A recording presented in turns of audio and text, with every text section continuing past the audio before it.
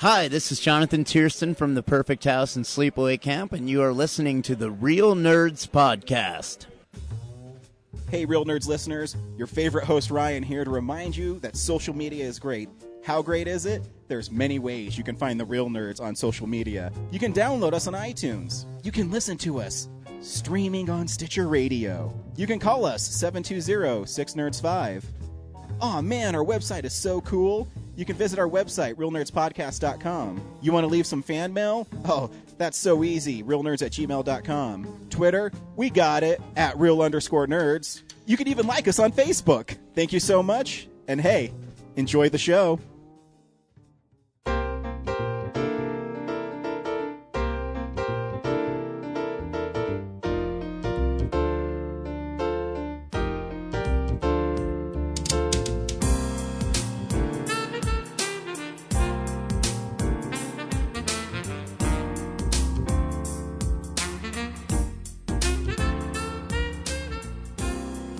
Welcome to Real Nerds Podcast, unofficially the official podcast at Denver Comic Con 2016 and beyond. I am Ryan. With me this week is Brad. Welcome back, Brad. Hey.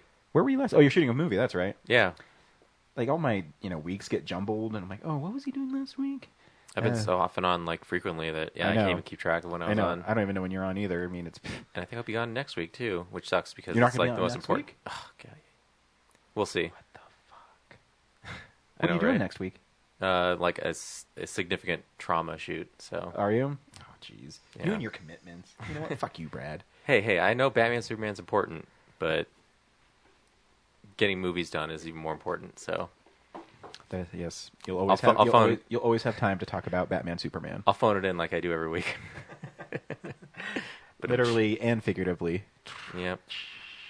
James is on assignment this week, so Zach, you're back. Yeah, I live here now. Yeah, you're like our intern. I'm excited. I saw James. He went to the San Francisco Mission Alamo. Yeah, that looked cool. It's a really nice old theater that they renovated. So can't wait to hear how his experience was because I did the Yonkers one, and now Ryan's the only one who hasn't been to out-of-state Alamo. I haven't been to an Alamo in forever. I've only been to the one in Littleton. So. Oh, both of you? Yeah. I need. Is there one in Chicago? I don't think so. There's a couple in Michigan. Darn. Yeah. Yeah, there's a lot in Texas. Yeah, I need to get schedule worked out and figure out my life. Every week we go see a new movie and we podcast our experience of the world. This week we actually streamed a movie. We saw Pee-wee's Big Holiday. Well, you guys kind of didn't. Yeah, I probably should have, but yeah. Am I still really loud, Brad? Look at my spike right there. That's like one anomaly. Okay, I'm just checking. I just want. Fine. I mean, you have to edit it, so I don't care what the fuck it is. I'm just trying to help you. It's fine. Yeah. So this week we saw Pee-wee's Big Holiday, which is streaming now on Netflix. Also streaming with Daredevil season 2. Kind of two big things happening on the same day, and some other show that I didn't care about. I forget what it was called, but it like popped up on my feed. House of Cards? No, that was last week.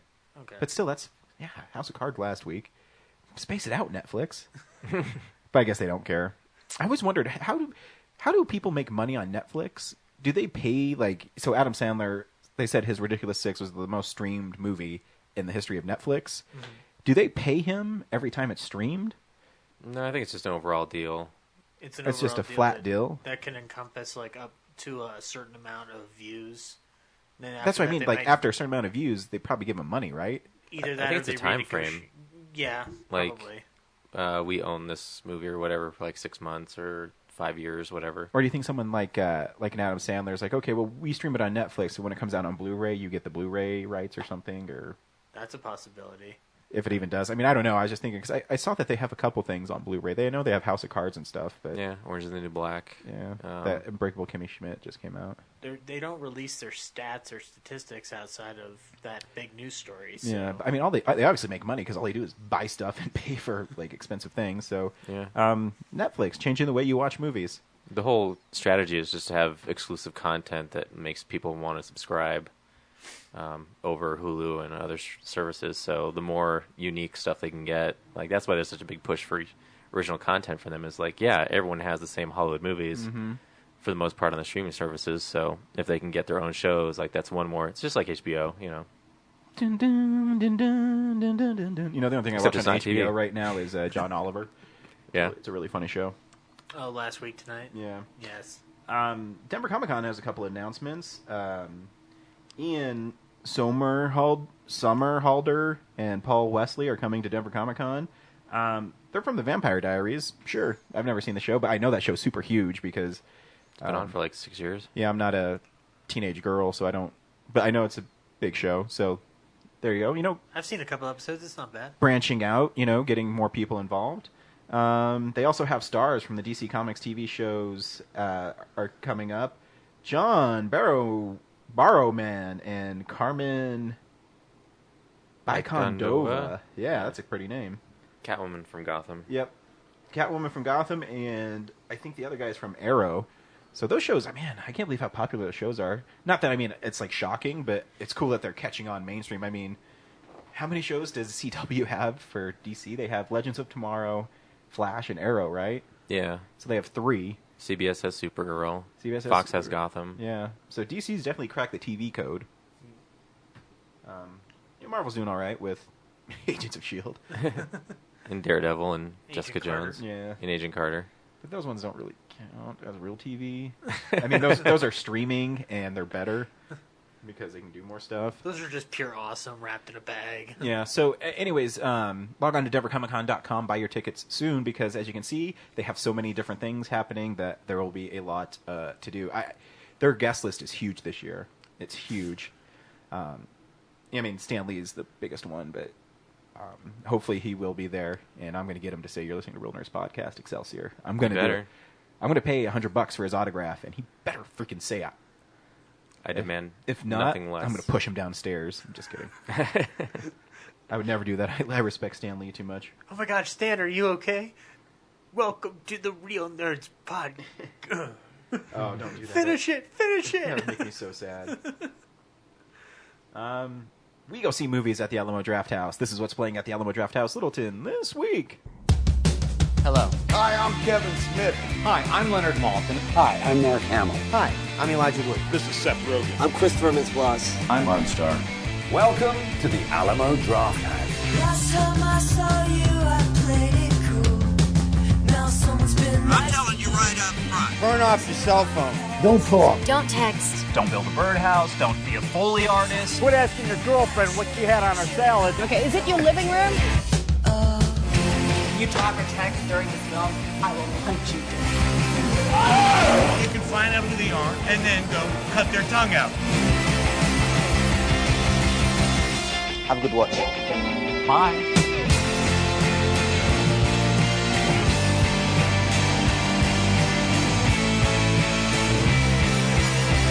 All right, I've said what you want me to say. Will you release me now? I guess it'd be next week. Kids Camp is a really cool thing. I don't know if I think I've explained it a couple times. Kids Camp is free movies for children that you can take to at the Alamo Drafthouse. And this week it's Paddington, which I always wanted to see. I heard it's a good movie, and I never got around to see it. The Mortal Kombat movie party is this week. Meh. I thought they did already. That's why I was like confused. Maybe it's a repeat. Maybe. Have they done the Beastmaster yet? No, I think so. That's Yeah, next see, this is week. next week. Yeah, I'm reading it from her email, so hopefully that's right. Kids Camp is also Batman the movie. That's Batman 66. Whenever it's Batman, the movie, it's Batman 66. PBS Kids at the Alamos is Peg and Cat Save the World. I don't even know what that is. Do you know what that is? No? The beer dinner this week is Batman Superman. That's right. You know how I never say the other parts of that title, and I never will? Yep. Even on the Alamo email, it says Batman versus Superman. So they're even like, that V is stupid. So that's the beer dinner this week. Beer dinners are cool. If you've never done one at the Alamo, I did Friday the 13th, and I don't even drink, but they gave me a really good salad, a chili dog with onion rings, and the dessert was a s'more. So I'm like, They said, "You don't want this beer?" Because I just left them sitting there. I'm like, no, I don't care. Kids Camp is also Fantastic Mr. Fox. Ooh. They do that one a lot. Yeah, it's a good one. And Victory Essentials is Cleo from 5 to 7. Oh, that's a film schooly thing to watch. Yeah. It's probably a good old Steve pick. I wouldn't be surprised if Steve liked it. It's a good movie, but it's definitely not one to watch like on a loop. You know? Yeah, that's one. That's me always picking on Steve. Yeah. What's not on that list is Ninja Turtles 2 is playing tomorrow. Yeah. And by the time you listen to this, it doesn't matter for you. Yeah, that's what I mean. But what time is that tomorrow? At noon. Noon. Attendance is so low. Steve had to move it into the smallest theater. Really? Yeah. So I'm like, well, where are my seats now? Because it's like 2.5 rows of. I'm like, well, where do Jason and Eileen and I like? Do we still line up or what's going on? Is it because you think Turtles 2 is so unpopular that?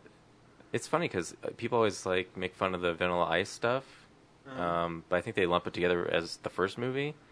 So I think maybe, possibly, people thought like, oh, they're doing the first movie again. Like they're not really paying attention to the Turtles 2 part because people don't pay attention. What? Closely enough, but yeah, I was shocked, like, because that first movie. But just think how easy it would be for you to get pizza, though. Oh yeah, I guess that's true. I could probably get 3 or 4 this time. Yeah, and do you really want a lot of people? I guess you do. You know, I'm always, whenever I go, Army of Darkness always sells out, but, you know, movies that I really enjoy, I always want a lot of people to be there. Yeah. Which, they're doing another Army of Darkness soon, too. It's not on that week, but... Yeah, I saw that. But I do want it to do well, because that means, you know, if that's popular, then they're encouraged to do the third one, which I never, ever saw in the theater. Really? So that's, like, the one Turtles movie that I really, really... It's because it was in and out in 1 week? Probably. But yeah, it's probably not going to happen now. FHE video cassette of that. It was all yellow with like a circle with like the turtles and samurai get up. Mm-hmm. I have it. That's family home entertainment, guys. You don't know what FHE is because I'm old as fuck. That was the first turtle movie I ever saw, and I remember the opening sequence, which is just all the turtles coming out and just doing their intro like for who they are, and that was always my favorite turtle movie as a kid. I've gotten older since then. Rocking out to ZZ Top. It's not. I don't think it's a horrible movie. It's fine. It's not the best, but I like that first one a lot, though.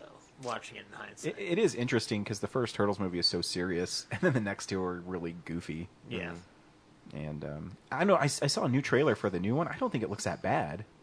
I think it looks pretty fun. I think it's because I have a soft spot for Bebop and Rocksteady. I like the idea of it, but. Yeah. Again, the people who are making it, you know, burned me with the last one. So. We'll see, huh? Yeah, I mean, Michael Bay said, like, in regards to Krang, like, he looks like a stupid octopus with his arms. We're taking those off. I'm like, Why does he even talk? Why is he allowed to say things? Why does he just produce the movies and make money? Yeah, let the director make the movie. Yeah, what a clown. Who's directing this one? Is it David Green? He did Earth to Echo, which I haven't seen. Okay. But I should, because it looks like Batteries Not Included. Yeah. Which I watched this week. Right on. Hey, this is what we watched this week. So, yeah, this is the stuff we've been watching. So Batteries Not Included came out on Blu-ray. Did it? How's it look? Phenomenal. Like, I don't know if you saw, I took a picture of it off my TV, and you know, like, usually if you take a picture of something on the TV, it's like white and blown out, but this thing was like crisp. Nice. It's like a scan of. Does it have any special features? No. Bummer. I don't think. Yeah, I didn't notice any. It's one of those menus where it just starts. Yeah. As soon as you put the disc in. Yeah, it's like saying you have a theatrical trailer. Yeah, Because I mean, I've got the the DVD. I think that has the trailer on it. Yeah, even like the Scream Factory stuff where it doesn't list any special features, they always put the theatrical trailer on there. How hard is that? Just You know. get. Yeah, you don't even have to high res it. Like you just put it on just there. put it on there for fun. Yeah. Because I love watching those old ones because they always have stuff that's never in the movies and you've never seen the deleted scenes for, you know? But whatever. Yeah. But yeah, it's a cute movie. Refresh people's memories. What's Batteries Not Included about? There's this old couple. They lived in a building in New York, and they ran a diner out of the bottom floor. And over time, time took its toll on the building. People moved in and out. They raised a kid, and then the movie picks up. They're super old. What's her name? Jessica Tandy. Jessica Tandy. She's got Alzheimer's. She thinks her son's still alive, which is this little mystery they keep teasing with, like, why he's not around. And I forgot how deep this movie is. Yeah, so, and her husband, Hume Cronin, they're husband and wife in real life, there's this development company trying to evict everybody, so they're hiring thugs to go and like harass the tenants of the building, try to get them out, offer them money to leave so that he can build, his I forget what his name is, but whatever plaza. So everything's in disrepair. All the buildings around the building have been demolished except for this one because the people refuse to move out. And then the old man, Hume Cronin, he makes like a wish, like, please somebody help us. And just arbitrarily, these little droids, hovering droids from unexplained somewhere else in the galaxy show up. They're looking for a safe haven. The one's like low on power, so they just kind of randomly stumble upon this building, siphon their power, and mate, and then make 3 more little hoverbots. And their little thing is they can somehow just fix things perfectly. So after a bunch of thugs destroy the diner, overnight, the old people wake back up, and they go downstairs, and everything's like nothing. It's actually better than when it was, before it was destroyed. So the droids start like working in the diner, flipping burgers and stuff, and you can definitely feel Steven Spielberg's fingerprints on it. Yeah, he's such a great storyteller. And I heard I was listening to Fat Man on Batman, and it had Paul Dini on, and I don't know if you listened to the recent one, but he was talking about how he worked with Spielberg on Tiny Toons, and I guess Spielberg was so good at recalling like Looney Tunes cartoons that sometimes when you see Steven Spielberg presents, you're like, oh, whatever, it's just putting his name on it, but he's really involved in that stuff, and he could recall certain scenes and what works and what doesn't. So when you see stuff like Super 8 or Batteries Not Included, even though he's not involved, he's involved. Yeah, and he's a great collaborator.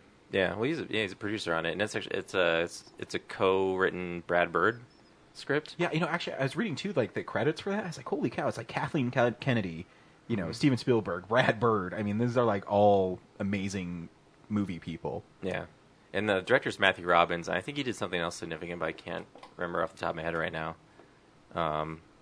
But yeah, it's a really cute movie. And actually, I expected. I think on the DVD, I was watching the DVD, and there's like matte lines around the droids as they're flying around in some scenes. But on the Blu-ray, I think they cleaned it up a little bit because it was pristine.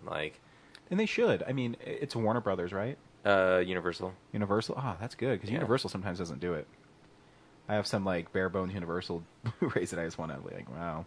I mean, it looks good, but no, it's awesome. Yeah. I'll have to watch this movie. This and Short Circuit. That'd be a good double feature.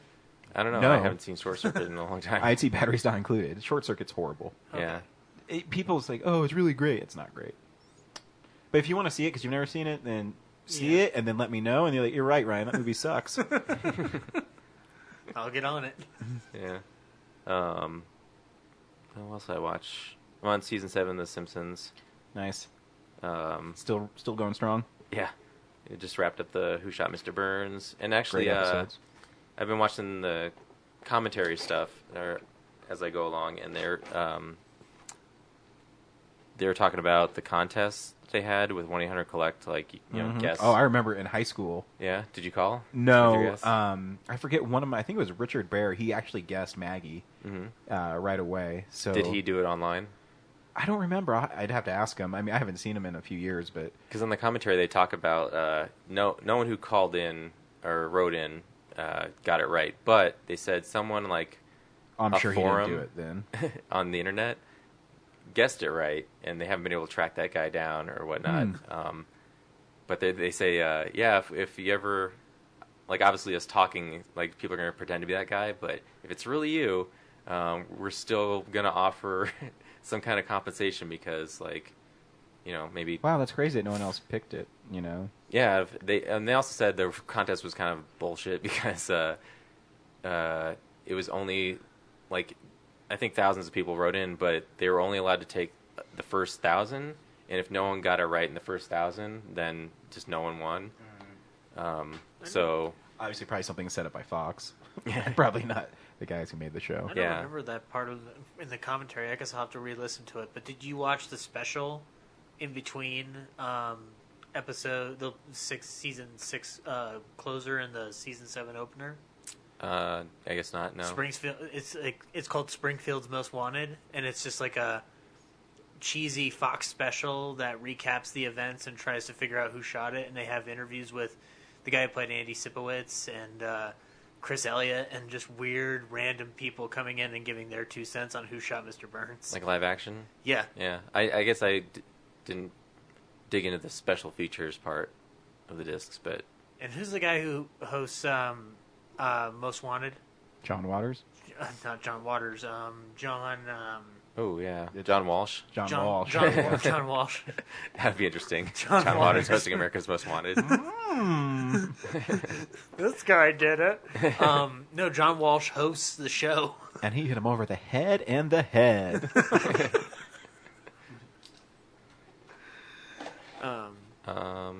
And you also got to 100, the 2001 Greyhounds, right? Yeah. See my vest, see my vest.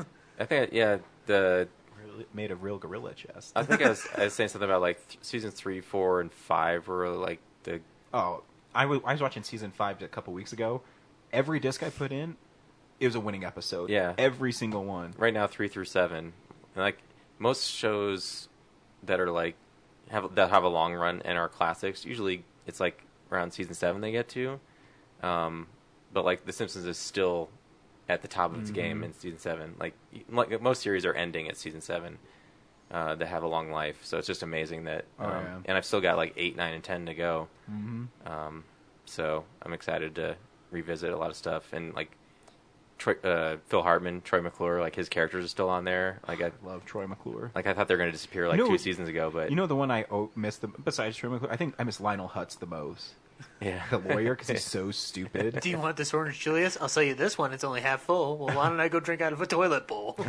He'll be back. I just watched Radioactive Man, where Milhouse doesn't want to be Fallout Boy, and then Lionel Hutz comes up and he's like, hey, I'm your new lawyer, and I can get you, like, this, and drugs, and just let me know anything. The goggles, they do nothing.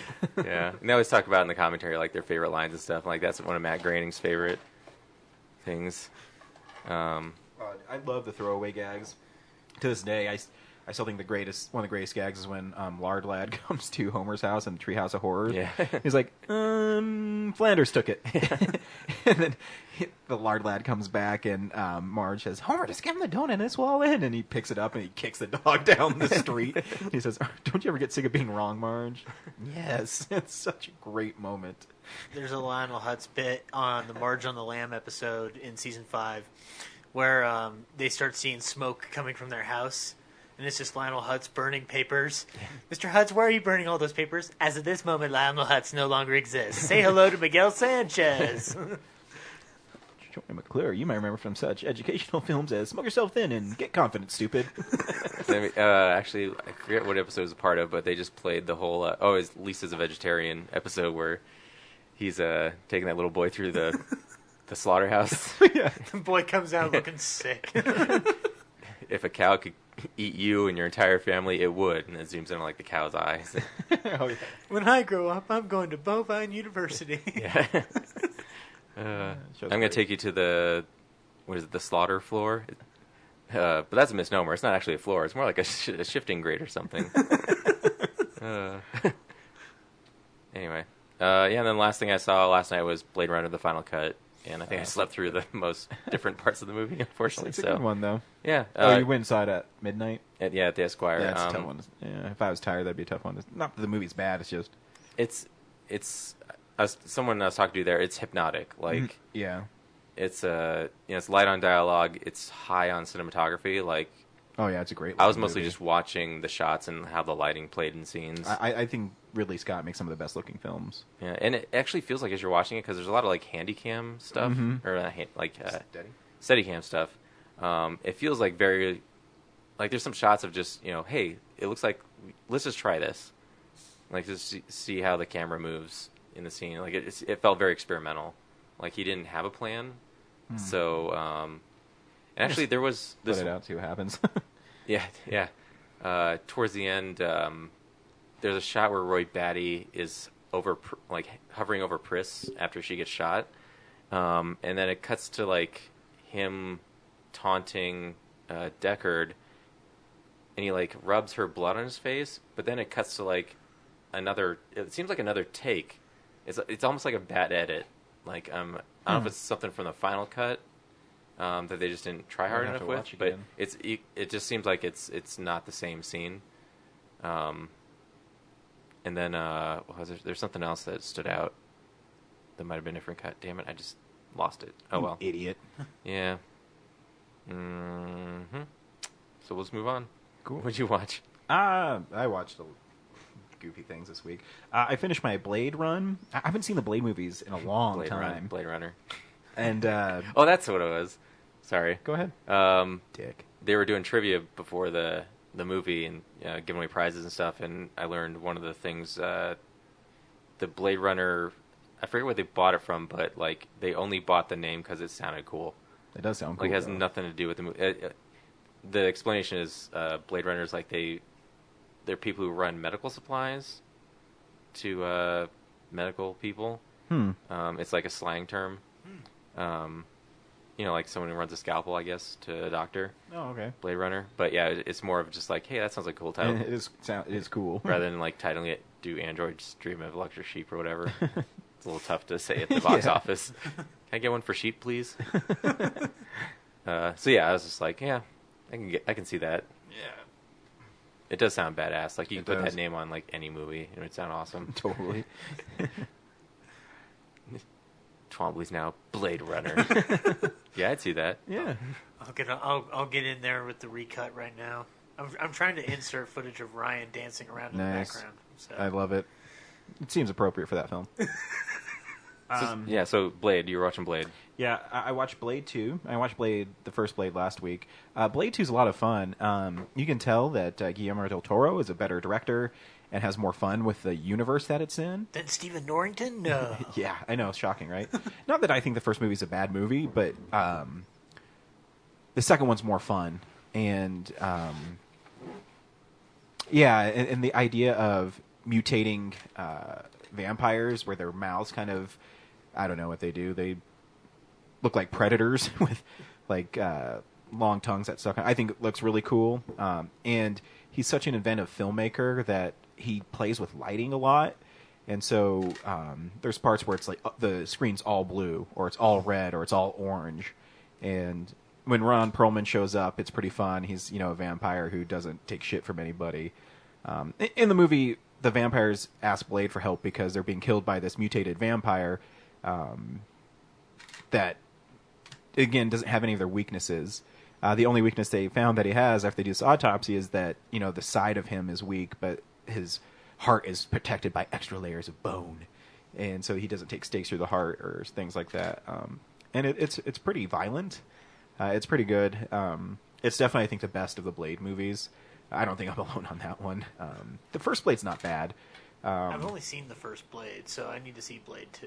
Yeah, Blade 2 is really good. If you like Guillermo del Toro, you'll really like it. I do love Guillermo del Toro. Because he, like I said, he makes it fun, and it has better energy to it, which sounds, I don't know if that makes any sense, but like you can just feel it in the film. You can you can always feel aesthetically when a director has a little bit more care and I mean, tone quality. And there's stupid things that shouldn't work but just are badass.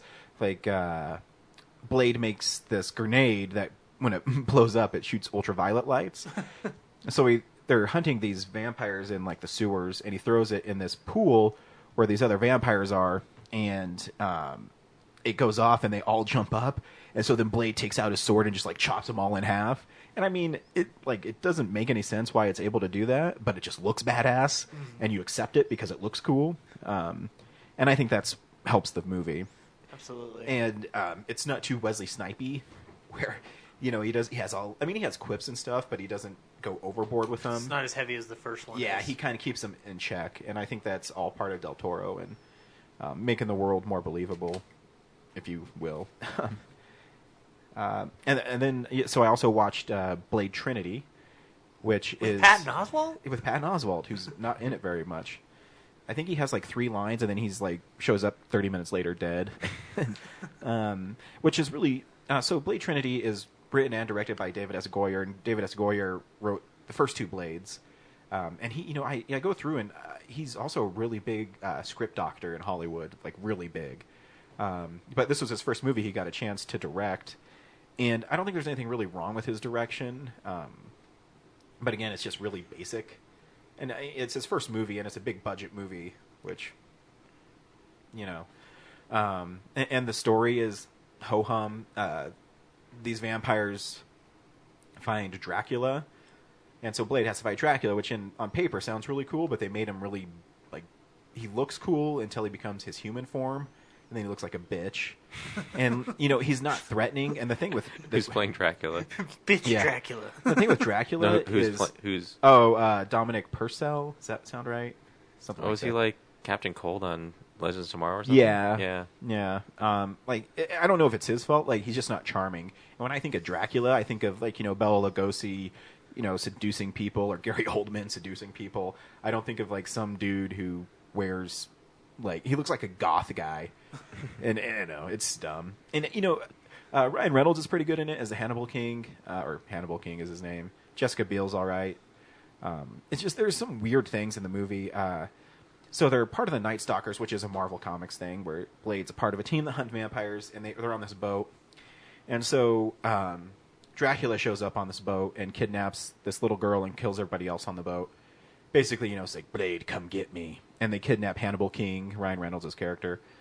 And so, you know, he's basically having them come, you know, find Dracula. But in the meantime, Jessica Biel goes out and practices shooting her bow and arrow. It's really weirdly edited. And you're like, why is she practicing her bow and arrow right now? And it just keeps on showing her, like, shooting the bow and arrow. And then it has, like, this arbitrary number. I don't even know what it means.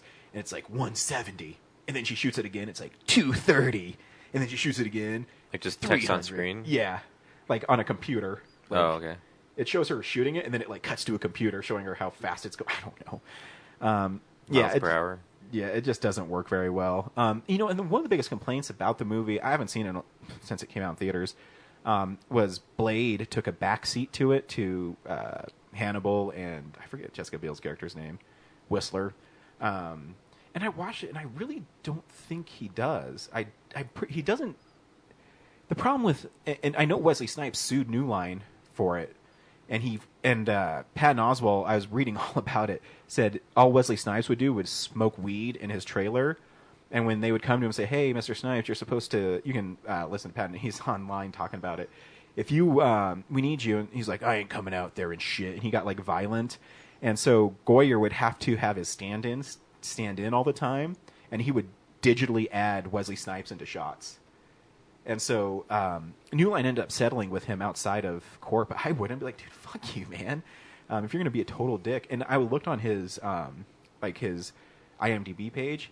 Yeah, he went to prison a few years after that, but he didn't work for like 2 years before he went to prison. So he didn't have a movie for like 4 or 5 years. So whatever he did on that movie, it made a lot of people pissed and not want to take a chance on him. Because when he showed up in Expendables 3 was the first time he was in a... she'll probably die, in a movie in a long time. And so I just don't get why you would be that way, you know? Yeah, it's... And in the movie, you can tell he's really he's not interested in it. And even Ryan Reynolds, I was reading an interview with him, said, yeah, he was just not a nice guy. Because the studio was trying to push Ryan Reynolds, like, hey, I'm the funny guy. Yeah. But watching the film, I'm like, I'm pretty sure he's in it the same amount as Blade 2, because Blade 2 he's gone for a long time because they set up a lot of the story. Mm-hmm. I'm like, I don't know what your problem is, dude. I don't know. It's an alright movie. I don't think it's a horrible movie. It's just, you know, whatever. I rewatched Bullet to the Head, which is also, it's a French graphic novel. It was starring Sylvester Stallone and some Asian guy. I remember this in the theater. Yeah, you know, watching it, I don't think I remember any of it. I don't think it's that bad. Like, it's still pretty fun. In it, Sylvester Stallone plays a hitman. And at the beginning, I'll refresh it, because me and Brad saw it together. Yeah. I remember seeing it. I just don't remember what it was about. They show up at the beginning and they kill this one guy. And they fight in a factory at the end, right? Yeah. Yeah. It's like in Louisiana most of the time. Yeah, there you go. See, you got it. All right. That's pretty it's much come back right. to me. And he's got like a dragon tattoo. He has a lot of tattoos. The man with the dragon tattoo. The man with the dragon tattoo. Stallone's still really cool in it. You know, he's teamed up with a cop from Boston, and, you know, he's a hitman, so they're at odds constantly. And he says, you come to my city, you play by my rules. And, you know, he's going around killing people, and the cop's like, you can't go around doing that. Stallone's like, fuck you, basically. And the movie's actually, it's not that bad. It's really funny. He always has like racist jokes for the Asian guy. I don't know why. They seem really out of place, but they're funny. And then at the end, he fights Jason Momoa with an axe. And there's only Oh, that's right. It was Jason Momoa. Yeah, there's only one special feature on it, or maybe there's two, but it's like a 10-minute making of, and it's a great making of. Usually when they're 10 minutes or EPKs, and just like, oh, I love working on this movie. But they asked Sylvester Stallone's like, they asked him a question, obviously about the last fight. He says, Walter Hill. I'm like, why am I fighting with an axe? This is stupid. I don't get it. And then I watch him like, it doesn't make sense, but it's pretty fucking cool. So I'm like, I love revealing like EPKs where he's like, I don't get it, but whatever, I'll do it. And Jason Momoa is cool because, and so Stallone said in the EPK, he said, yeah, these young guys, they want to come out and prove themselves to me, but so I got to stay one step faster. And then it cuts to Momoa, and he says, dude, for a guy that's 65, holy shit. It's a pretty funny EPK. So it's maybe more fun than the movie, and it's only 10 minutes long. But, yeah, the movie's all right. I had fun watching it again. I don't think it's better than I remember it. I watched a lot this week. I watched a movie called The Boy. It's not the doll one that came out a couple months ago. It's one with Rainn Wilson, and it's called The Boy. And the only thing I don't like about the movie is actually really great, but yeah, I didn't notice it, but the poster or the DVD Blu-ray art is like a huge spoiler for the movie. So I won't tell you what's on it, but anyways, it's about this little boy and his dad who live in this rundown motel, and the boy is obsessed with death. So he like puts feed on this highway, so animals will go out and get run over, and he's really weird. So he's a borderline like sociopath, and so the whole movie is just how he just keeps on pushing himself to being a sociopath more and more and more and more. And I won't spoil what happens at the end, but it's a really slow burn horror film. Rainn Wilson plays a guy who hits a deer that the little boy put feed out in this highway, so the deer was eating it. So Rainn Wilson hit it, and so he had to stay at the hotel because his car was totaled. And Rainn Wilson has like some secrets, and there's like some creepy moments where, like the little boy, he helps his dad and he like cleans the room, but at night he'll like go into people's rooms and just stare at them like sleeping, and then he'll put his hand over their mouth and nose to kill them. It's really bizarre, and it's a really slow burn. It's really well made. The movie's really good, and it just keeps on escalating and escalating until something bad happens. And yeah, it's a really great movie. It's really quiet. Yeah, I recommend everybody to see it if you like horror films and unconventional horror, because it's more psychological. It's not gory. It's more about how messed up this kid is. I like slow burn horror movies, so I'll have to check it out. And the last thing I watched, is we talked about it last week, is called Invasion USA with Chuck Norris. I am disappointed, though. The one thing that the Blu-ray cover art didn't get right is he wears black gloves throughout the movie. So in it, Chuck Norris plays a former special agent. I don't even know what he is. He's a former special agent guy, and he's in the Everglades, and now he just runs like boat tours with his crazy old guy friend person, and his arch nemesis, I don't even remember his name. He's some Russian guy, and so his goal is he's going to invade America. So the opening shot is these Cubans trying to make it to Florida, and they see the United States Coast Guard and like, oh, yay, Americans. And they say, welcome to America. And it turns out they're the Russians, and they murder everybody on the boat. And then they jump on the boat and they open it up, and it's full of cocaine. I don't know. But it's directed by the guy who did Friday the 13th Part 4. Tom Savini and Greg Nicotero did the makeup in it, so I mean, it's like pedigree. Is it a canon film? It is a canon film. You can tell when you're watching it, like it has all the like beats of a canon film. Anyways, and the screenplay is by Chuck Norris, so you know it's classic. So the Russian guy, I don't even know why he has drugs. It doesn't make any sense. So he goes to this drug dealer, and he has the drug dealer has like his girlfriend or something test it, and then she's sniffing the Coke with like a straw, like a glass straw, and then the Russian guy like hits her head against the table, so the glass thing goes up her nose, and then he throws her out a window, and then the drug dealer's like, hey, hey, and he grabs him, and he throws him against the wall, then he shoots him in the dick twice. And, you're like, oh wow, that's hardcore. And then he kills Chuck Norris's friend at Chuck Norris's house. So it makes it personal. So he makes it personal. Then Chuck Norris just like drags his friend's corpse into the house and then takes a lantern and throws it on him and burns it down. Right? And then he goes out for revenge. But the Russian guy thinks he's dead. And so it has this weird, it cuts to this like dream sequence where the Russian guy is, I don't know, he's storming somebody's house and he brings out a bazooka. And then all of a sudden there's like a gun on the side of his head. And it's Chuck Norris. And he says, time to die. And so he has a gun, and the Russian goes, huh? And then he gets kicked in the face, and that kick in the face like makes him wake up and scream. He's like, ah, I just got kicked in the face by Chuck Norris. And so the rest of the movie is the Russians invading America on like World War II PT boats. Like they come up and they go on the beach, and then they all get in like Ryder trucks, and you hear them go, you go to Chicago, you go to New York. But there's only like 20 guys. Are they like Russians trying to do American accents? Yeah. So then Chuck Norris just randomly shows up every time they're about to do something. So they go to this church, and these Russians plant this bomb at a church, and he comes out and he flips a switch, and it's not working. He's like, what? And he keeps on trying to flip it. And then the camera pans up, and Chuck Norris is on the roof above him. He's like, is it not working? Chuck Norris takes the wires and twists them and throws the suitcase at him. He goes, now it does, and it blows up. But it's so dorky.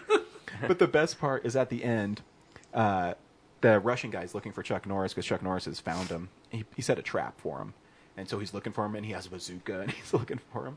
And the camera work is so cool because it's so cheesy 80s. So the bad guy's in the foreground, and he's basically in the bottom right of the screen, and out of focus in the back, you see like Chuck Norris stroll in, and he like cocks his bazooka, and the Russian goes, huh? And he says, it's time. And he shoots him with a bazooka, and he blows up into like 1,000 pieces. That's the end of the movie. Like, there's no explanation what happens. That's where it ends. Just a guy explodes. Just a guy explodes. Cuts to black. Yep. Well, it says credits roll. Cast Chuck Norris. So if you want to see like a totally rad like 80s canon action film that's not good, but for some reason it's pretty awesome, Invasion USA. And the Shout Factory has like a making of, and it has commentary on it. So yeah, you can get it at Best Buy, I think, for $13. Nice. Zach, what'd you watch this week? What did I watch this week? Not Invasion USA, sadly. I did watch something related to Invasion USA. This is never going to leave my wheelhouse. I watched Electric Boogaloo again. Wow, you're out of control. I know. I can't get enough of this. They were talking about Invasion USA. That apparently there's an edit of that film that makes complete coherent sense. No. Yeah. I don't believe it. I don't believe it either, but I want to see if this is true. There's a part where Chuck Norris just randomly shows up and shoots people.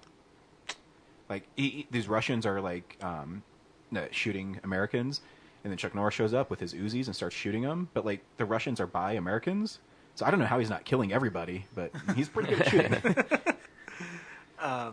So, but what else did I watch this week? I watched. I've been doing a lot of TV, but not current TV. I've been watching a lot of the Jack Benny program on TV because I've been able to procure some episodes on DVD. Problem is unlike something like Dick Van Dyke Show or Gilligan's Island or something like that, it's hard to pick up episodes of Jack's because they've been lost to time. So there's like maybe about 100 available out of the 300 that are available.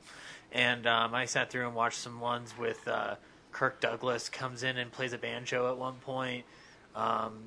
Bing Crosby and George Burns do a vaudeville act with Jack, and it's all really funny. The funniest one, though, is this Christmas shopping episode with Mel Blanc, who was Bugs Bunny from the Looney Tunes. He plays a store clerk. Jack keeps going up to him to buy a wallet, and he keeps having him unwrap the wallet to change the note in the card what it says in the card to his to the recipient of the gift. He changes it like 3 times, and each time Mel Blanc has to go through a different trial in order to get it. Like at one point, he has to off screen. He has to chase down the car that has the package that's being delivered. He gets run over by the truck. You can see his car disheveled, and he. By the end of it, he says, no, I don't want to change the card. I want to change the wallet. I want to buy the cheaper wallet. And Mel Blanc just changes the wallet for him, then grabs a gun, goes into the back room, and then all you hear is bang. And then suicide was funny. And then all Jack can do is just take his change from the cash register and walk out with his butler. The show was really funny and ahead of its time.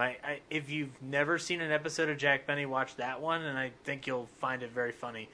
Little offensive at times, but really funny. I'm also continuing the Clint Eastwood binge, and I'm almost up through Tender Clint. So I watched Bridges of Madison County. If anybody hasn't seen Bridges of Madison County, it's about Meryl Streep. Is from Iowa, and so she needs to get fucked. I guess that's the moral of the story. It doesn't make... Okay, so Clint plays a... The Iowa Border Tourism. Come fuck a woman from Iowa. I'm not... I don't... You want it? We got it. I didn't get the Meryl Streep, I'm good. The romance starts off like, so she's a housewife, and her kids and her husband go out of town to sell a steer at a state fair, and Clint Eastwood shows... They come back with a magic bean? That would have been great if that was the ending. Guess what? It's one big prequel to Jack and the Beanstalk. No, Clint... Sequel to Beanstalks in Madison County. The Giant of Madison County. Like the workers just keep on derailing Zach. Yeah. It's a great bit. I love it. Clint plays a National Geographic photographer who comes to study the bridges, so he's just like, hey, would you like a soda out of the back of my truck? And like all these like really weird things, and Meryl Streep's just going with it. And then she invites him into her house for dinner. Then she invites him to stay. And then they have arguments on the lawn. And then all of this is taking place while her 2 kids are reading these diaries that she's written, like she wrote years ago, and they're just discovering them. And there's a weird reaction, and I don't know if Clint's following the book or whatnot, because this is based on a book. The son of the daughter gets really uptight about his mom having a affair. Like, he's just like, that man and my mom and oof and oof. And I'm like, you're not making this any better for yourself, buddy. Is his dad around? No, the dad's dead. The mom just died. It's not the best Clint movie. The mom just died? The mom just died, yeah. And then they find out that she had an affair. And then it goes back in time to Clint and Meryl having the affair. I'm confused. How's it an affair? Because she was married to their father. Their father and the kids went to go sell a steer at a state fair. So it's like a flashback. It's a flashback. Sorry, I should have said flashback. So the kids are flashing back? Yeah, the kids are flashing back, yeah. To when she had the affair. She was still married and Clint Eastwood showed via up? the diaries. Okay. Yeah, sorry. I'm convoluting this. So where's the dad in the flashback? The flashback, he takes the kids to go sell a steer at the state fair. So how they know what happened? Oh, they read the diaries. But I thought they were a complicated movie for Brad. I thought they were the sisters' diaries. No. It's Meryl Streep's diaries. She's the mom. Okay. So, bottom line, Bridges of Madison County, if I had to... I mean, spoiler alert for the article, it's getting like 2.5 out of 4 at best. Because I was bored the entire time. It's a long movie. Did Eastwood direct this one? Yeah, he did, and it's 2.5 hours long. 2.5 hours, and like I love Clint, but I don't think I'll ever watch this again. I picked up the 40 film collection on DVD. Sadly, there's no 40 film Blu-ray collection yet. I will probably never pick up that disc again. What I will pick up again and watch again, without a doubt, is Letters from Iwo Jima, which I saw this week too. I hadn't watched it in a while. That's probably one of my favorite World War II movies ever made. Yeah. I absolutely love it. It's heartbreaking when they're taking grenades out and committing suicide in the caves, and watching people try to get out of the caves in order to survive is just heart-wrenching. So that's all I saw this week. I totally forgot that I saw Bloodsport and 10 Cloverfield Lane because I wasn't here last week. Oh, that's right. I thought 10 Cloverfield Lane was good, but it's like I'm done with it after seeing it once, you know? Sure. Like, I loved it, but you're a piece of shit, so that's cool. Yeah. But your girl was like all over that, you know? She was great in it. John Goodman was amazing in it. Sorry, I'm distracted by this dying cat. She's not dying, dude. She's just Is resting. that a hairball? She's trying to get. Who knows? Last night she was sleeping on my pillow, and she threw up on it. It was gross. You know, it's like waking up when you move your hand into cat vomit. I do. I just want to make sure we've done everything we can for her. Yeah, I do have my gun.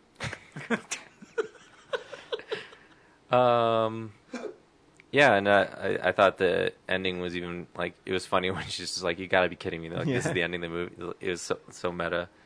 And there's something else I forgot. It was cool about it, but it's a good movie. It was one of my favorites so far this year. Yeah, and then Bloodsport was tons of fun. Will you enter the Kumite? I would want to watch the Kumite. I don't know if I'd be in it. You know, they based Mortal Kombat off of that game. I mean, that movie. I was going to send it to you. It's someone did a Mortal Kombat version of Bloodsport, so it's clips from Bloodsport, but they put the life meters and then the like fatality sound effects and stuff. You on notice what Van Damme is wearing is those black shorts with the red. In Mortal Kombat 1, that's Johnny Cage's uniform. Because they originally were going to have Van Damme be Johnny Cage, but he was doing Street Fighter, and so yeah. Or he was developing it or something like that, and they nixed it. Yeah, in the YouTube video, they don't change Johnny Cage like in the menu stuff, so it's Van Damme's picture, but it still says like Johnny Cage. Nice. Yeah, and then at the end when he beats everybody, it has like his story and stuff. But yeah, he'll do like a kick, and then someone like digitally takes someone's head off, and like there's blood spurting. It's really pretty cool. Nice. Yeah. You know, I shouldn't even bring up the movies that I saw like a week ago because I totally forgot all the points I was going to make. Well, write them down. Be a good journalist. I guess so. We're journalists? I thought we were commentary. No, we're media, dude. I guess media doesn't do a good job anymore, so we don't have to. Yeah, exactly. we fly by their standards, which are pretty low lately. That's what I'm saying. We're good. Yeah. Cloverfield Lane, go see it. Oh, that's what it was. That was the first movie in a long time that even though, like, at the end I was like, okay, I got it. But while it was happening, I was legitimately, like, terrified. Like, of what... Like, I had chills. Of, oh, yeah, that going. scene with that lady where she's, like, banging her head. It's pretty intense. And, you know, Mary Elizabeth Winstead is really great in that movie. Yeah. I always love seeing her because I always fall in love with her in movies. And, you know, when she's badass, I love her even more. And, like, I was listening to your guys' show, the part... Did you put it up yet? 10 Cloverfield Lane? I don't think so. James gave it to me, like, Wednesday morning, and, of course, like, I was like, oh, I got it, and then went about my day, and then I've been at EFP and The Bug the past few days, so... You know what, Brad? Go ahead, chastise me again. I'm just waiting for, you know, my Georges Jonty interview from 2 years ago is all I'm waiting for. You know, the more I bitch about it, the more indignant I get. I don't know why. I open up my downloads folder, and I'm like, oh, yeah, there it is. I should put that up. But I got better things to do. I love pissing him off. Do it. But you guys said... So, I was trying to figure out, was John Goodman... Did he have a real daughter that died because he was, like, mean to her? Or was he just kidnapping everyone else's kids and pretending they're his daughter? It's not really clear. And then, like, he molesting had a daughter him? because Emmett mentioned her. That's right. And he said that's not her. But he was kidnapping other girls and basically forcing them to live in that shelter. Yeah, but telling Emmett, like was he also making up a daughter story for him separately that didn't, like, that was different from... I don't know. I'd have to watch it again. Yeah. There's a lot of layers to that film. And I mean, what I got out of it is John Goodman's character, spoilers, is he's a murderer, and he's done it more than once. and he's creepy. And anytime someone says they're not a pervert, they're probably a pervert. Yeah, the part where he walks in, he's like all dressed up and clean shaven, minutes after, like with ice cream. Yep, this guy's fucked up. That movie's great.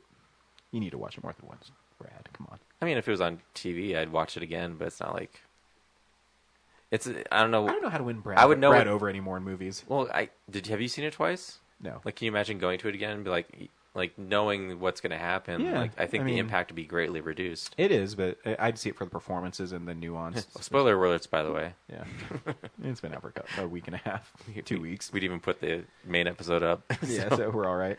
When that one comes up, you're good. Anyway, yeah. I would want to study the shot structure in terms of filming in that confined space. Like, if I was going to go again, I would want to study that a little bit because it was shot really well. Yeah, and then, like, when she was crawling through the air duct, like, stabbing the knife through there is a pretty common, like, it's not a fresh idea, but it was still, something about it was, like, really, like, intense. Like, I was like, shot. Oh my god, she's getting stabbed. Because I think the way the camera was so close to her, like, it kind of... I've seen it like that in movies before. Actually, I feel like I do. Yeah, maybe. I know. I'd have to think about it. Maybe it's just I don't want Mary Elizabeth Winstead to die. I don't either. Yeah. I love her. Cool. This is Real News. It's Real News.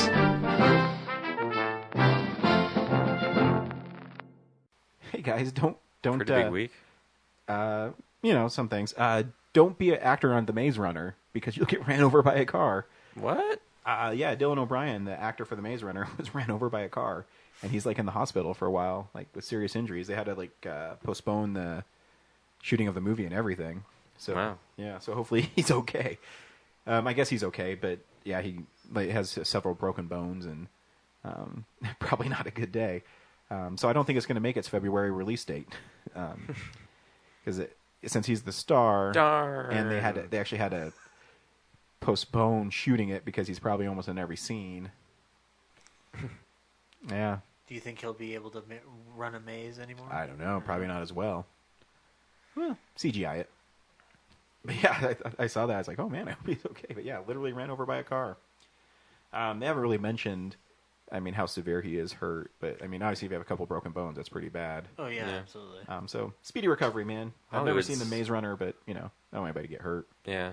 It's been a rough stunt track record lately. Like, Harrison Ford broke his leg on Star Wars. That one woman drove in, like, is it Resident Evil last chapter? Drove into a crane, like, jumped the motorcycle into a crane and nearly died. Yeah, she lost an arm or something. Yeah, she lost an arm. Like, I think another person died on Resident Evil. Yeah. Oh, that's right, yeah. Yeah. That one woman got run over by a train. Oh, yeah, that Sarah the girl. Midnight Rider biopic, yeah. So, yeah. Be careful out there, guys. Come on. Batman Superman, the R-rated cut, is 30 minutes longer through an interview with Zack Snyder. He said it's not nudity or anything. It's just some of the fight sequences were too intense. So they had to tone them down. I wonder what intensity is like for a movie like that. Cause I don't know. Guys getting shot with bullets probably? Like, it would have to be blood, right, to make it R? I think it's the level of violence or how intense it is. Because like a really strong punch from Superman? Yeah, because he punches an average guy in the face, his head explodes. Here's the thing I always... He would. He takes a swing at Batman, like Batman moves out of the way and actually hits like an average citizen. Excuse me, can you tell me where to... Oh! Just an innocent bystander trying to watch the fight. It's just Jimmy Olsen. In his head. He's trying to take pictures. I think sometimes it's just how it impacts you, because if you think really hard, and how much violence is in the Texas Chainsaw Massacre? Not a lot. But why is it rated R? Because it's what we're thinking we see. Exactly. Sinister is the same way. Sinister doesn't have very much violence in it, but because of how it makes you feel, it's rated R. Yeah. I was suspicious that because what's her name, Jenna Malone. Mm-hmm. Yeah. I was thinking it was R because she's playing actually like Jason Todd Robin. Oh, maybe. Like a female version of that, and the Joker probably in flashbacks. Yeah. And they figured like that was not essential, so they that that makes flashback sense. Because they cut her completely out of the picture, and I don't know why you would, unless it was something like that. Yeah, like a flashback thing. So we'll see. It's cool. I think it's I actually think it's pretty cool that there's an R-rated Blu-ray and that they're going to put it out. It's 2.5 hours long. And so it'll be a 3 Well, no, hour it's 3 hours long. Yeah. I'm down. Batman Superman ticket sales are outpacing Avengers right now. So Yeah, thank God. So I was worried about it because I don't hear very many people talking about it. Yeah.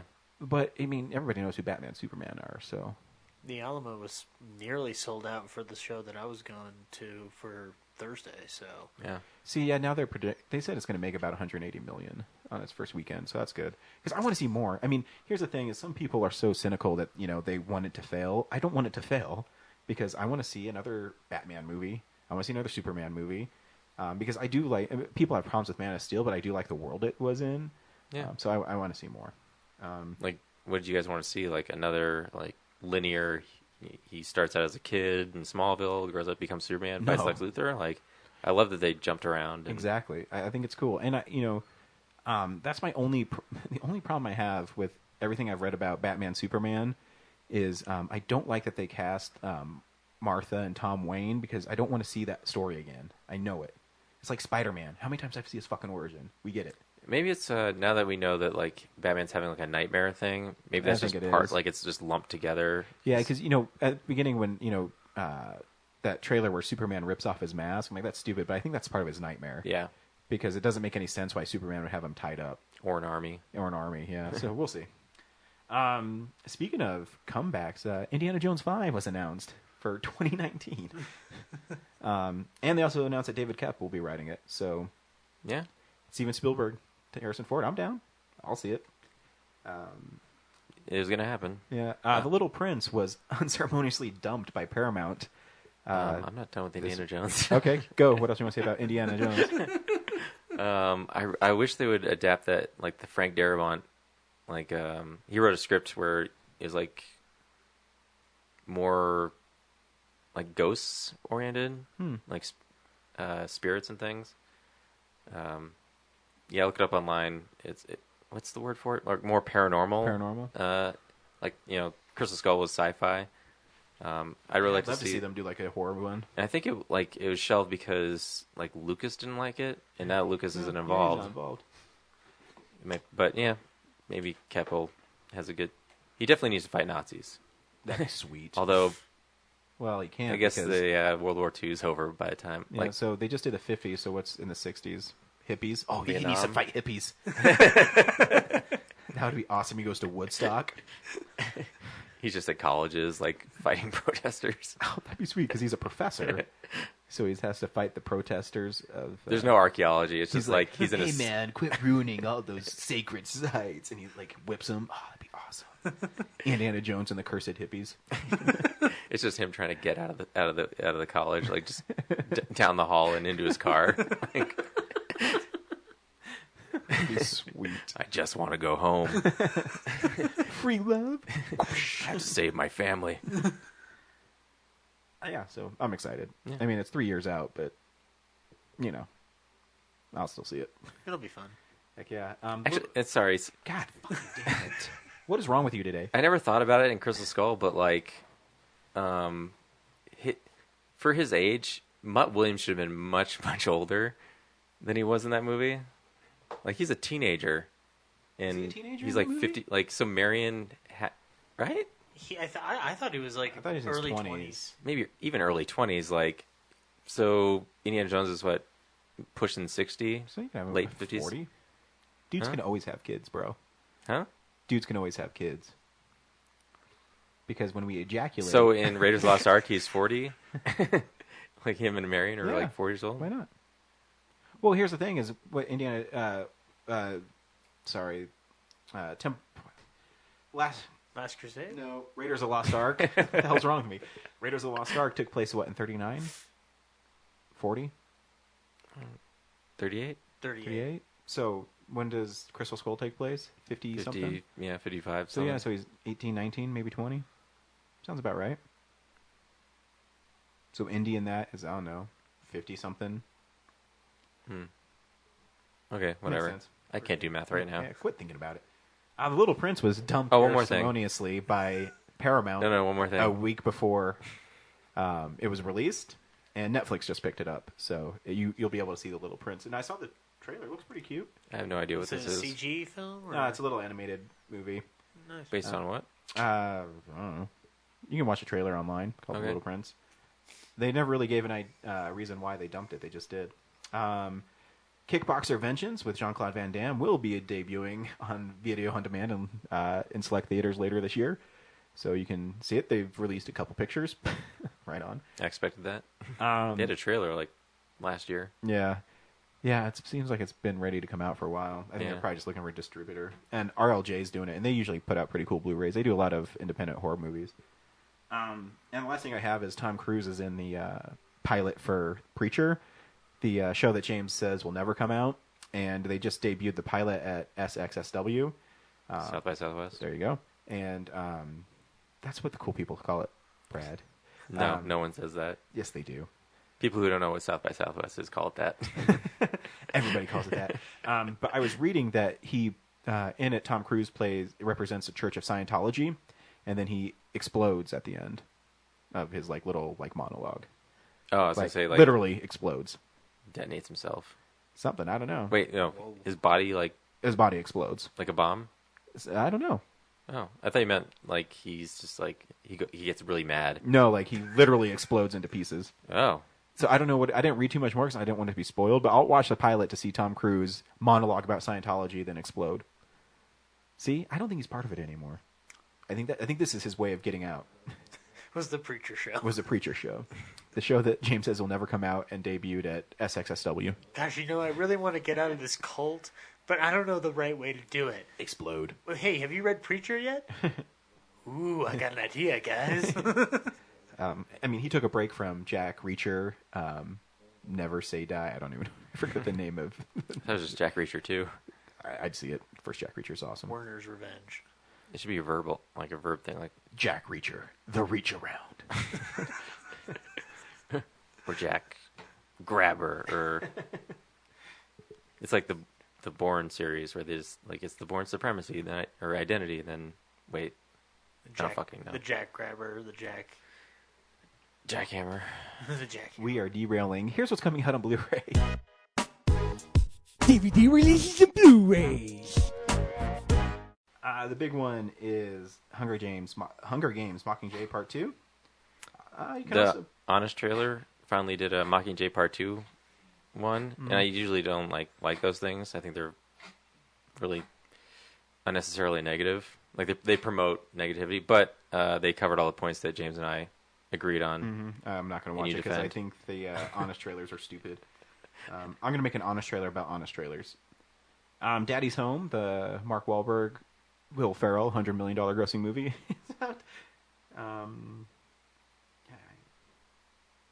A Brighter Summer Day, Criterion is coming out. Do you see, not this week, but they're doing a Criterion of Dr. Strangelove? I did. I don't know if it's better than the one I have, though. I'll have to look. It's Criterion. It is. It's got to be. But mine is the... 40th anniversary? Yeah, it has the... No, it can't be 40th. The nice... 60th. It's it has a book and everything and pictures, and we'll see. I'll compare and contrast. Little House on the Prairie, Season 5 on Blu-ray. Season 8? Yeah, Season 8 on Blu-ray. There's 8 of them on Blu-ray. On Blu-ray? I can't even get Blu-ray. 24 on Blu-ray. Dude, every time I see that box at the store, I'm just just turn it into Blu-rays. I know. Why are they still DVDs? It's because it's Fox and they suck. Bandits, the Bruce Willis, Billy Bob Thornton movie, is making its Blu-ray debut. Freaks and Geeks, a complete series on Blu-ray. Again. But this is a collector's edition one, and I think it's made by Shout Factory, so it'll probably be pretty good. Scream Factory is releasing Disturbing Behavior. Fear of the Walking Dead, special edition. Which, whatever. That show's okay.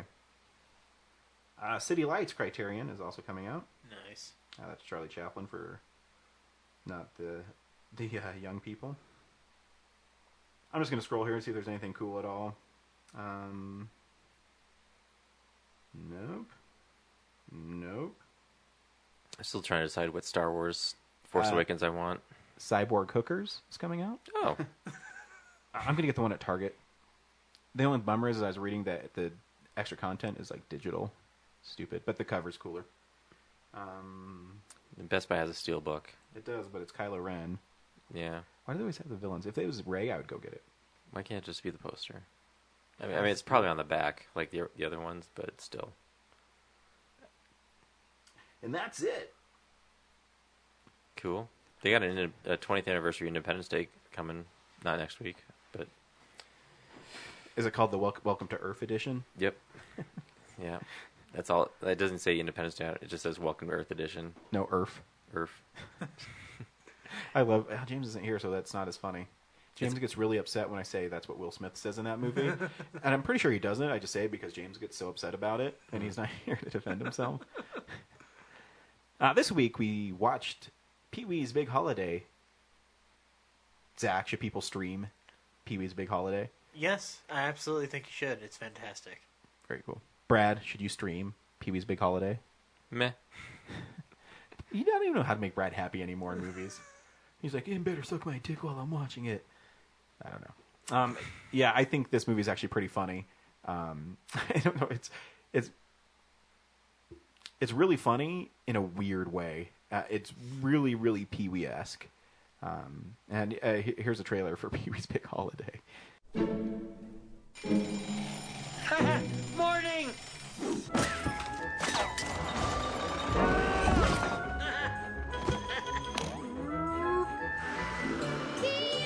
Hi, kids!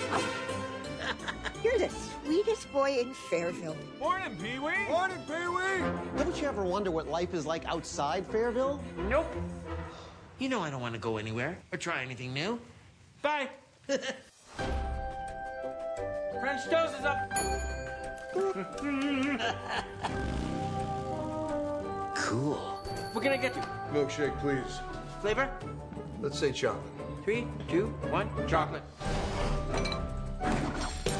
Wow. Thanks. You ever been in a fight? No. Broken a rule? No. You ever had two women fight over you? Have I? No. I think I know why you and I met. You're gonna leave Fairville. You're gonna take a holiday. You got a choice to make. Stick around here, or live a little. Bingo!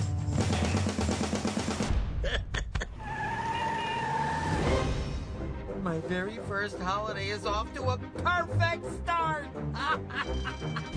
The Jackers, where you headed? Drive, Pipsqueak. Come on, let me go. Where are we? The woods. New York City. Our village. A snake farm. Oh, you coming with us. This your lucky day. Where should I sit? By me! Ow!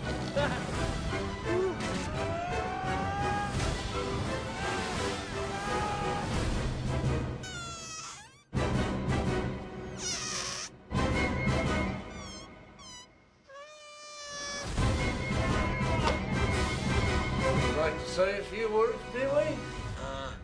Encyclopedia? Pimple? And, hairball.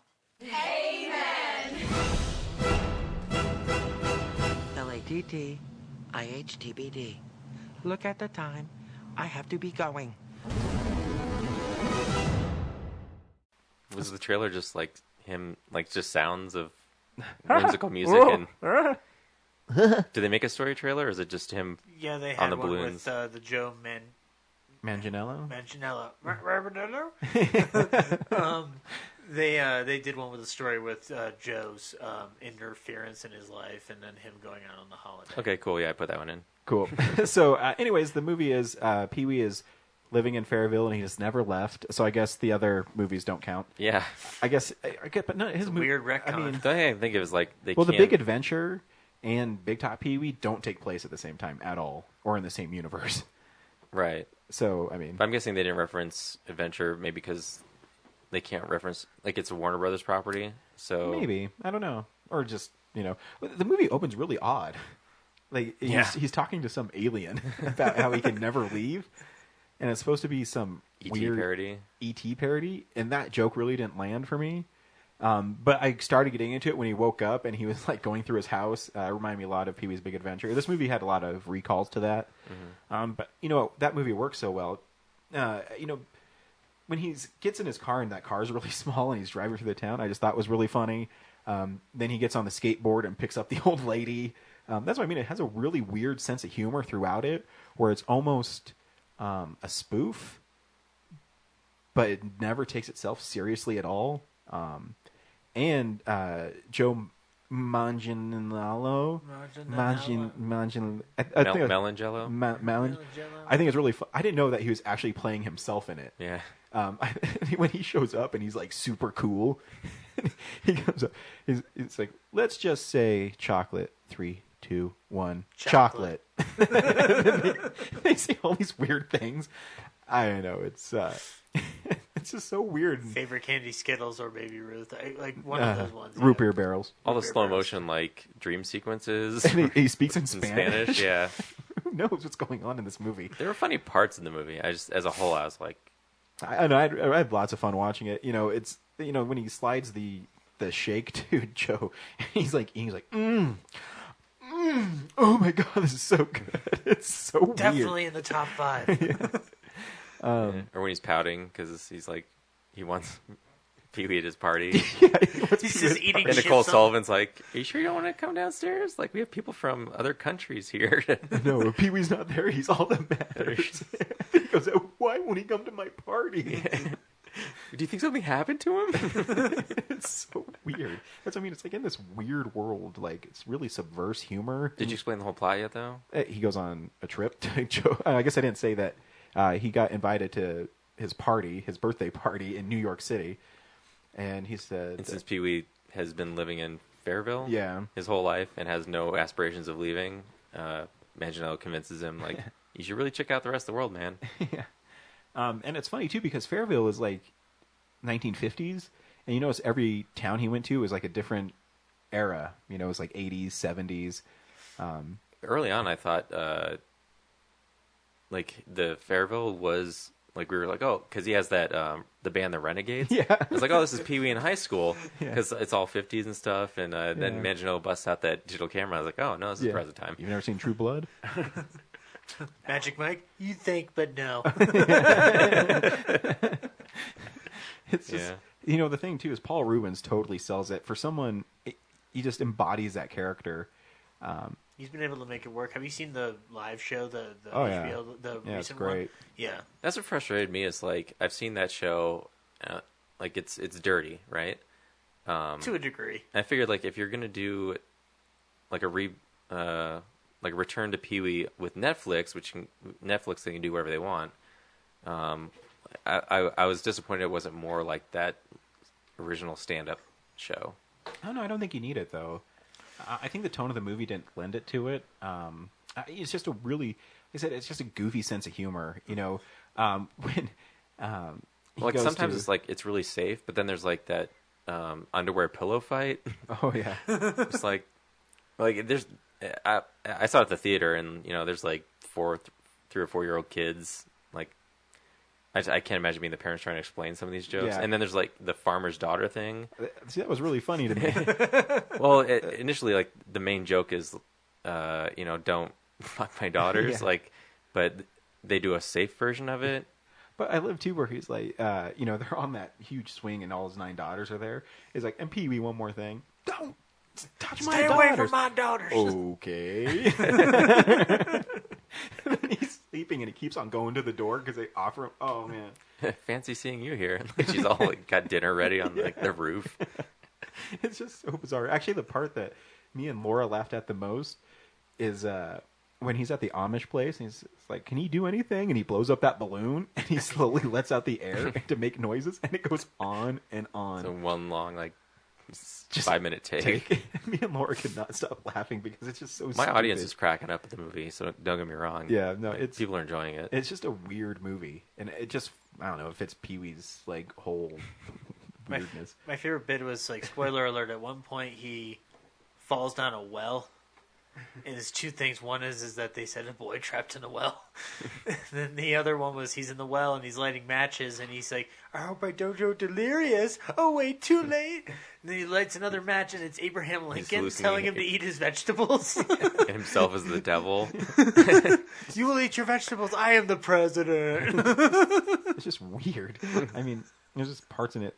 I mean, it's really funny. I laughed throughout the whole movie. It's just goofy. What did Manganiello, he built a tiny town. No, yeah, his whole town, but it was like based on his imagination. Yeah, like he has a mountain of glitter. Yeah, or something. glitter. And there's Glitter mountain. There's sprites. Yeah. Yeah. Root beer barrels.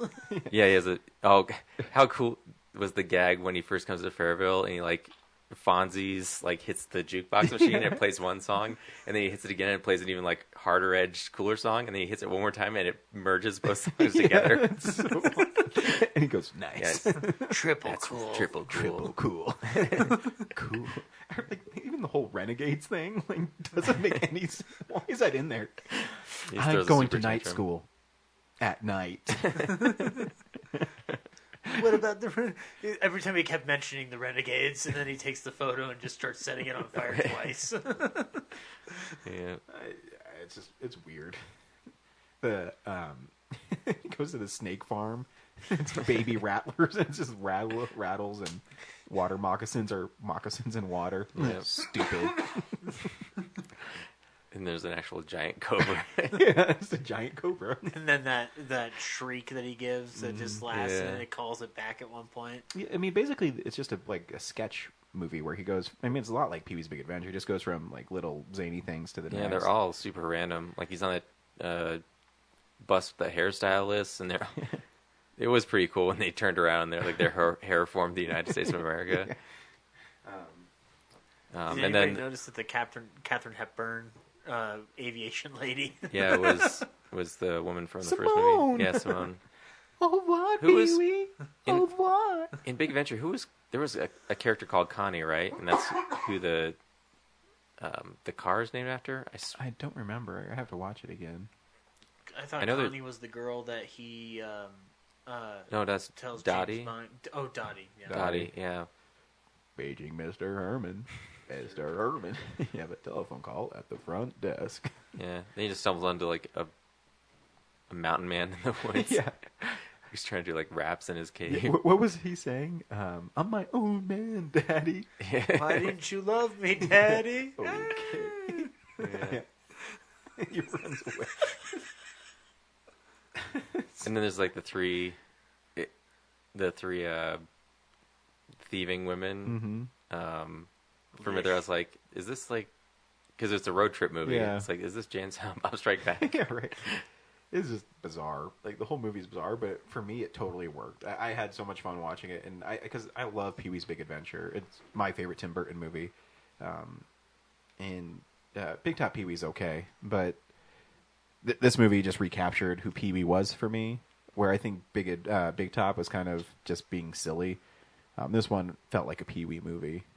Because even when he has that girl who has a crush on him, the hammerhead shark, the scuba cop, he's reading, he's like, oh, the hammerhead shark stole jewels. Now the scuba cop's on the job. I want that book. And he keeps on using like abbreviations for everything he's saying to that girl. Yeah. He has this one look that I wish I could remember what it was in reference to. He's like, probably not. Oh yeah, she invites him to like their book club or something. Yeah, their book club. Yeah, it's pretty fun. I enjoyed it. Yep. Yeah. Next week we're seeing Batman Superman. James will maybe be here, I think. Brad won't be. Brad's busy. We'll see. Depends on when you guys record. I'm definitely seeing it Thursday night. Yeah, I think I'm going to try to see it Thursday night. I think Laura does not work, so I think I'm going to see it. Yeah. I'm going at 6 o'clock. Is there still seats? There were seats the last time I checked, but they may, I don't know. Okay, yeah, if I'll check with Laura and see if she's not working, then I'll definitely go. You should just get those glasses. I know. I got my Civil War tickets too. Did you? So I could get those glasses. Fuck. I know. I got to see how my job thing's going to go before I can commit to time to see that. I mean, I want to see that movie so bad. I just want to see. I mean, I know Spider-Man's in it, and I was like geeked out for Spider-Man. But that scene in the trailer where him and Tony and Steve are just talking in a conference room, I'm like, oh my god, I want to see this movie. I don't even need to see them fight. They could just be in a room all night talking about their ideological differences, and I'd be down. Yeah, it's like I think you're still scrubbing jizz off your TV. Yep, because that Spider-Man was pretty awesome. I mean, how cool is it? Like Captain America's trying to get like the webbing off of him, and you see Spider-Man flip over him, and he says, "Hey, everybody." Remember that part? Do you remember? I do, and I remember I finally saw what Spider insignia it's going to be. That Yeah, was pretty cool. it's a Ditko one. It's Yeah. an old one. By the way, I'm suspicious that they're going to kill Captain America. You think so? At the end of that movie, They might. as a catalyst to get them back together to fight in Infinity War. Yeah. Because that's the next team up movie. Yep. Yeah. Yep. I mean, he does well in the comics. He technically dies at the end of Civil War. In the comics, they both realize that it's stupid what they're doing, and they kind of stop. And then in the Captain America, the next month, he gets shot. I know the Spoilers. The arc is like dozens of issues, but is that something you think would only needs to be in one movie? Yeah. Yeah. Okay. Oh yeah. I mean, because the major part of the first 4 chapters of that was Spider-Man revealing his identity, which I don't think he'll do in this movie. He might, but I think he's really just going to have an extended cameo in that one scene. I think there's going to be a scene of Tony recruiting him, and then he's going to show up in that fight, and I don't think he's going to come back. I think he's kind of just, I'm going to say like 10 minutes in the movie, and I'm fine with that. Because then it just sets up, Spider-Man next year. Oh god, that's coming out next year. Spider-Sense definitely tingling. So thanks for listening. I'm really excited to see Batman Superman. I hope it turns out well. Yeah. Batfleck. There is some. I do like Batfleck's voice. I like that it's just altered electronically. I think it makes a lot of sense. Batfleck's voice normally isn't threatening at all. Looks like somebody shitting his Cheerios. Bong. That's funny. Come on in. Yeah. Yep. It's super late, so Yep. the excitement isn't there, but trust me. We it love is. everybody. I love my wife. She's wearing a bunch of green like a leprechaun. Don't try to steal me, pot of gold. But seriously, next week. Yeah, Batman next versus week. Superman. I'm It's really gonna be excited awesome. for that. Yep. We'll try to do some kind of spectacular something. Yep. We'll figure something out like we always do for really big movies. Till next week. Bye. Bye.